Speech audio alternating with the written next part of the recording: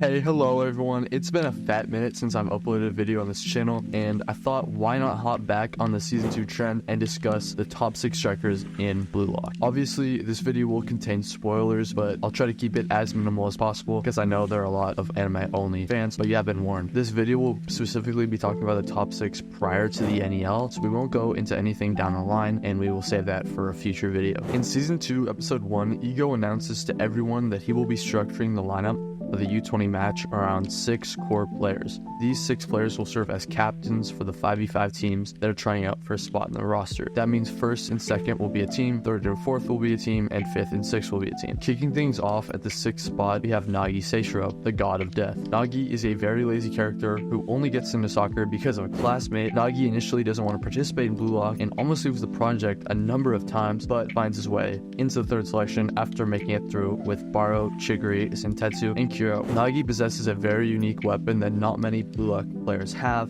and that is his insane ball control and his overall world-class instincts. Alright, after Nagi at the number 5 spot, we have Kenyu Yukimiya, the one-on-one emperor. Yukimiya is a very confident person who declared himself the strongest player in Japan when it comes to one-on-one battles. He's very charismatic and likable and was able to make friends very easily. Yukimiya does like to trash talk though, which definitely comes from all his confidence. Yukimiya possesses weapons like his gyro shot, street football style, which can be used when he is in the flow, and his insane speed. Yukimiya also wears glasses, which, for the sake of not completely spoiling the plot, has something to do with his vision. During the 3rd selection with his match against Team A, Ryo notes that despite how Yukimiya looks, he's actually a close-range fighter. If Batra uses techniques and creativity to dodge with soft dribbling, then Yukimiya uses power and speed to force his way through with hard dribbling. Now, at the number 4 spot, we have Atoya Ita, the ninja. Atoya is a very laid-back and chill person who doesn't seem to be affected by pressure or stress in matches. He often taunts opponents and was actually encouraging Rin and Shido to fight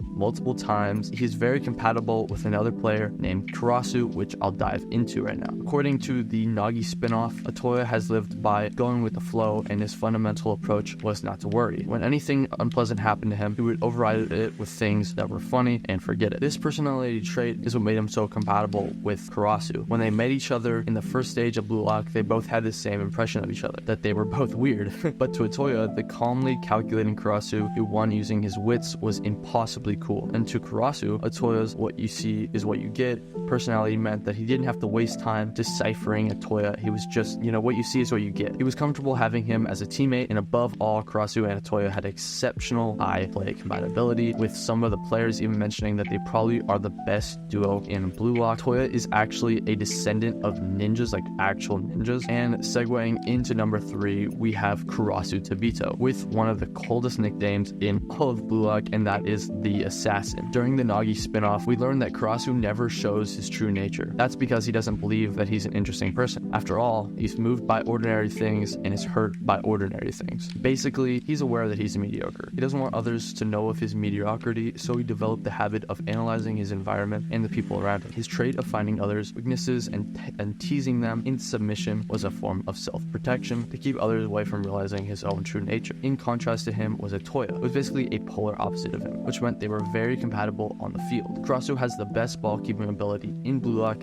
and a very strong analytical ability, which is why he was chosen to be the defensive midfielder during the U20 arc. Now, at number 2, we have the zesty demon himself, Shido Ryusei. From just being voiced by Gojo's VA, you know is going to be insane. He has one of the best character designs in the whole manga and is a fan favorite. Shido was actually the one to knock out our boy Kunigami, and he did so, funny enough, alongside Ikarashi. Due to his poor compatibility with the rest of the team, Ego decided to drop him before the U20 arc. He's so crazy that he got into countless fights with Rin himself and was beating up players just because they didn't want to play with him. He has countless weapons, including his Dragon Drive, Big Bang Drive, bicycle kicks, physicality, and much more. And at number 1, the destroyer, Itoshi Rin. Rin is the younger brother of Itoshi Sai, who is one of the best players in the world and a part of the new Generation 11. Rin is currently the best player in the NEL with an offer from PXG and 180 million yen offer. We learned that when Sai came back from Spain, he went to see Rin where he was training. He basically said that he sucked and that their dream was over together. This lit a fire in Rin and turned Rin into a beast of a player with an objective to show up his brother and be be the best in the world. Now, thank you everyone for your time of day. Make sure to like, subscribe, and comment down below what you thought of the video, and I hope you have a good rest of the day. Take care.